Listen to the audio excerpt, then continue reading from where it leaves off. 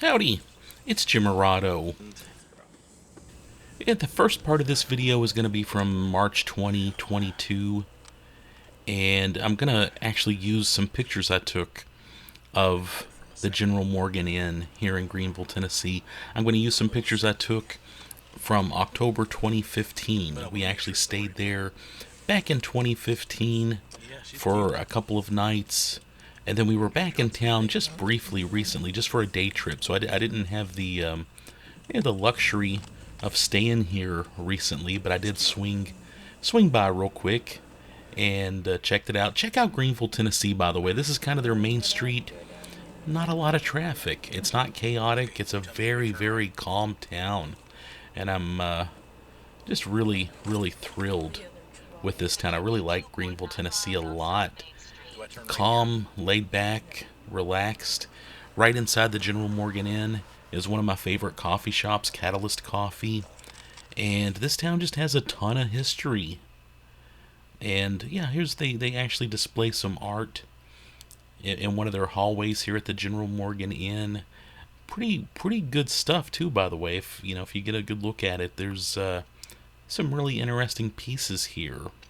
But yeah, Greeneville has some great history. Andrew Johnson lived here. There's a couple of his homes.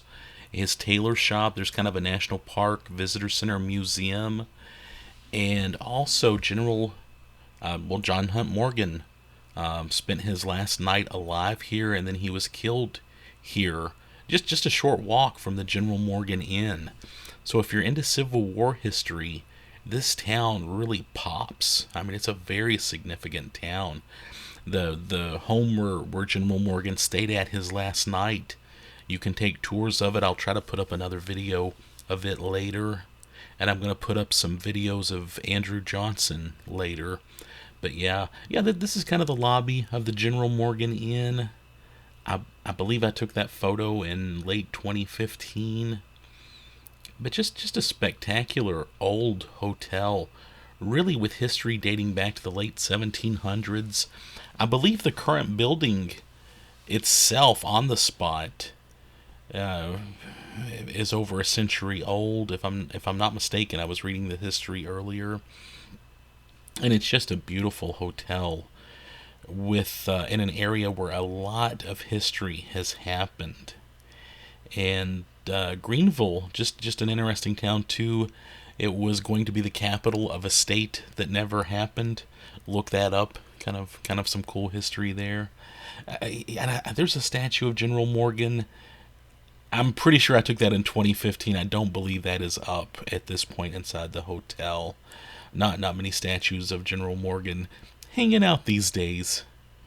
But they have not changed the hotel's name out of political correctness. But I do believe they removed that little statue.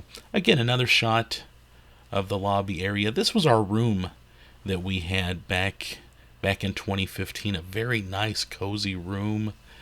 Really clean, just a treat to stay here. When we were here, 7 years ago, they did give us a voucher to have breakfast in the morning at Catalyst Coffee. That was pretty cool. I'm gonna put up another video of Catalyst Coffee. I really have a lot of admiration for that coffee shop. But this is about a 3.5 hour drive from us, from the Lexington, Kentucky area.